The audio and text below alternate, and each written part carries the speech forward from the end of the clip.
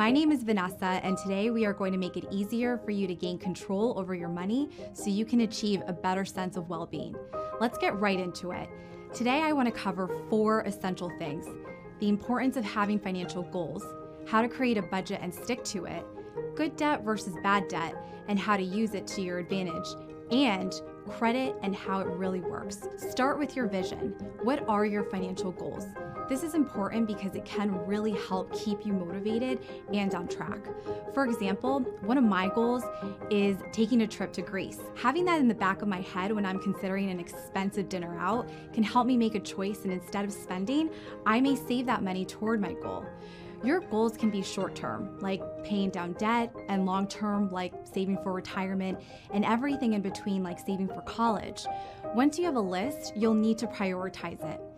Any easy way to achieve that is to divide your goals into needs, wants, and wishes. Needs represent the necessities: mortgage, food, living expenses, etc. Wants can be vacations or adding a new streaming service to your television lineup. Wishes are your stretch goals: paying off your mortgage early or saving for college tuition. Prioritize your categories and attach a specific dollar amount and time frame to bring them to life. Rather than saying, I want to save $1,500 for a new refrigerator, you could say, I'm going to specifically save $250 a month for 6 months so I can buy that sweet double door fridge that's on my Pinterest home board. The key is taking the large goal and putting it into smaller chunks so it feels achievable. To help you get there, let's talk about budgeting. A budget allows you to get organized by tracking where your money goes, and it can also keep everyone in your home on the same page. Start by knowing the money you bring into your home.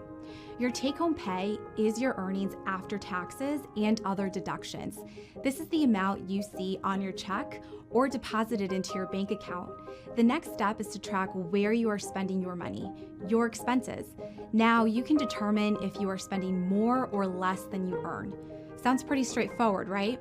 Well, there are a few things I want you to think about as you calculate your expenses. Expenses are broken into 2 categories. The first are fixed expenses, or things that are the same amount each month: your mortgage, car loan, Raiser of the Month club. The second are your variable expenses: groceries, online purchases, things you have a little more control over. Look at several months' worth of expenses to get a gauge on what you typically spend in this category. If you did the math and are spending less than you make, great job. If you are spending more, you have work to do. Dig into your expenses to see what you can cut to make sure you aren't living above your means. By the way, if you don't have one already, make sure you are building an emergency fund of 3 to 6 months worth of expenses.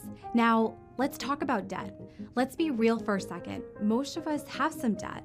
What's really important to understand is that there are essentially 2 kinds of debt. Good debt, like a mortgage or a student loan, is an investment in something that may add value to your situation over time. Bad debt, on the other hand, such as a high-interest credit card or borrowing from our retirement funds, can essentially rob us of our savings over the years if you aren't careful. When you create your budget, you should have included your debt through your debt payments. The secret to getting rid of these debts are to prioritize them. You can use one of 2 methods. Pay off the credit card with the highest interest rate first, then pay off the card with the next highest rate. You want to pay off the highest interest rates first because they eat up more of your income. Or consider the snowball method, where you pay off the lowest balance first and then take the amount you would have paid for that debt each month and roll it into the next debt amount. You may also consider 2 other strategies. Consolidate some debt. Take a look at your credit card interest rates and think about whether it might make sense to consolidate them. Negotiate rates. Call your creditors and negotiate a better rate, especially if you've been a long-time customer. They might be willing to help you out.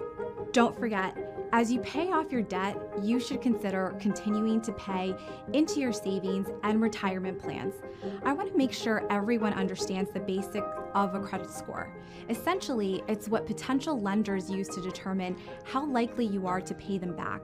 It also reveals a lot about your financial wellness, and knowing what is in your credit report is essential. A number that lenders look at is your FICO score. It can go from 300 to 850, and the higher the better. Equifax, TransUnion, and Experian are the 3 credit bureaus that monitor and calculate your credit. There are a few things you can do to improve your score over time. Pay your bills on time. Pay down your balances. If you have older credit cards, you may want to keep them active rather than close them and responsible ongoing use of your credit. You are entitled to 1 free copy of your credit report every 12 months from each of the 3 credit reporting companies. Be sure to check for any identity theft or fraud, as well as any mistakes.